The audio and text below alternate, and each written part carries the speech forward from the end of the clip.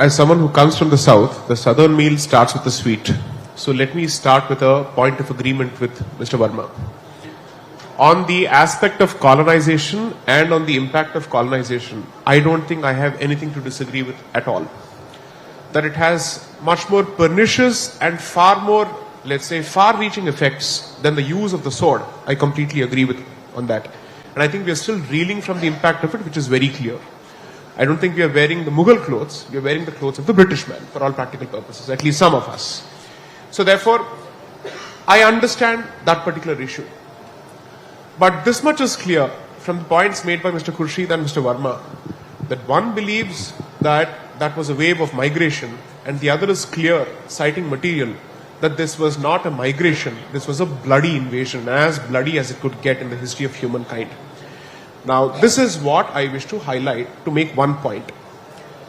To choose to observe a strategic silence in the interest of peace is very different from actively indulging in denial of history. And that's exactly where the problem starts.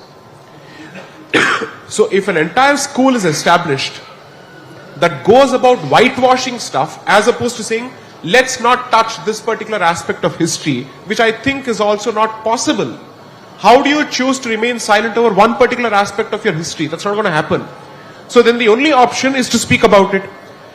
Now, why should the discussion with respect to something that has happened in the past result in acrimony in the present, unless someone relates to the invader even in the present and someone does not relate to the invader even in the present? In which case, the two-nation theory is well alive and kicking. That's one. But factually speaking, one particular trope I think needs to be busted because I think it's been sold well beyond its sell-by date. I'm sorry to say, after partition, people did not choose to stay here.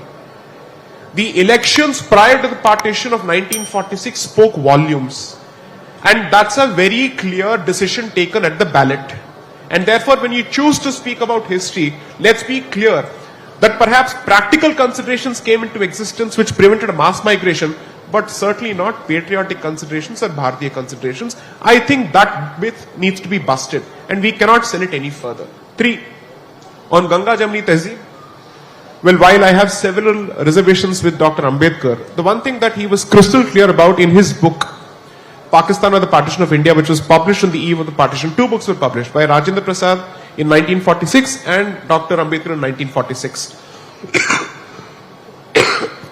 in which he clearly says that the so-called Ganga Jamni Tehzeeb, or the syncretic culture that is celebrated over and over again, is a product of the incomplete conversion of the converted Hindu to Islam.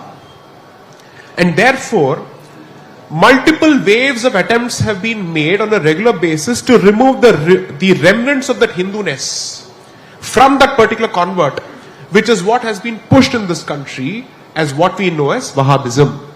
To say that the new convert shall identify himself with the early converts to Islam, and therefore you cannot have any ties whatsoever or any cultural practices whatsoever which remind you of your ancestor. That starts with the language, that moves to dressing, so on and so forth. So let's be clear.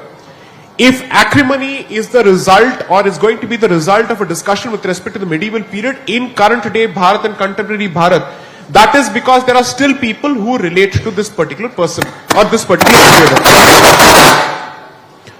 Had that not been the case, why should there be a resistance with respect to the reclamation of a particular, let's say, structure that was built by an invader?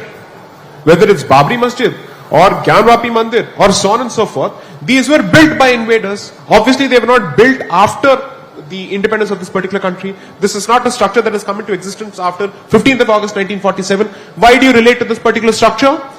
Because the mindset that has been imposed on you at the peril of the sword and let's say at the pain of death prevents you from accepting your past, and therefore it's going to be a constant tussle each time there's a discussion with respect to the past. So I refuse to buy the fact that history is no more relevant or that it's possible for us to have these discussions objectively. I agree with Mr. Verma on this point. It cannot be objective. That's exactly why I concluded my first opening submission by saying All of us have our biases. It's impossible for us to say that we don't have biases. We are human beings, impossible. We may choose not to bring out certain proclivities and, let's say, ideological leanings to the fore for reasons of pragmatism, whatever it may be. But let the evidence speak for itself. But if the evidence leads to a different conclusion and it has consequences on the street or elsewhere, then the people who choose to resort to the street merely because truth is being presented in a public forum are to be blamed. History is not to be blamed, and certainly not those people who wish to present that version of history before the public.